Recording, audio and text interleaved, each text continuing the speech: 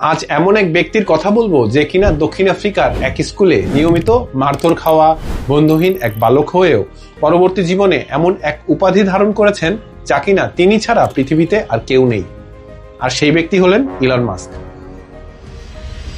এবার অসাধ্য সাধন করে ইতিহাস গড়লেন ইলন মাস্ক।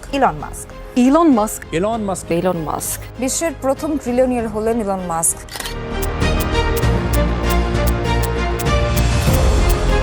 1971 সালে দক্ষিণ আফ্রিকার প্রিটোরিয়ায় জন্মগ্রহণ করেন তিনি।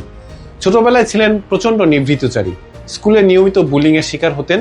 সেই কষ্ট থেকেই তিনি মনোনিবেশ করেন বই আর কম্পিউটারের জগতে। মাত্র 10 বছর বয়সে পান প্রথম কম্পিউটার, আর 12 বছরেই নিজে কোডিং শিখে বানিয়ে ফেলেন একটি ভিডিও গেম, যা তিনি বিক্রি করেন $500। 17 বছর বয়সে একা পাড়ি দেন কানাডায়। পরে আমেরিকায় গিয়ে পেনসিলভেনিয়া বিশ্ববিদ্যালয়ে পড়াশোনা করেন। স্ট্যানফোর্ড বিশ্ববিদ্যালয়ে পিএইচডির সুযোগ পেয়েও ছেড়ে দেন।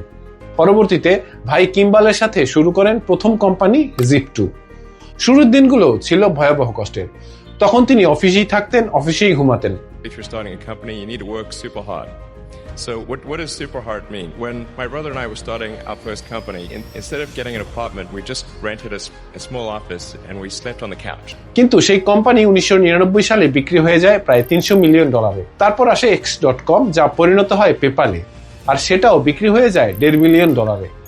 আর এই টাকাই হয়ে ওঠে স্পেসএক্স আর টেসলার ভিত্তি, যেখান থেকে শুরু করে আজ তিনি বিশ্বের একমাত্র ট্রিলিয়নিয়ার, অর্থাৎ $1 লক্ষ কোটি মালিক। দর্শক, মানুষ তার কর্মের মধ্যে দিয়ে নিজেকে গড়ে তোলে, পরিস্থিতি দিয়ে নয়। এলন মাস্কের জীবনও সেই কথাই প্রমাণ করে। ভিডিওটা ভালো লাগলে লাইক দিন, আর এমন ভিডিও পেতে আমাদের সাথেই থাকুন।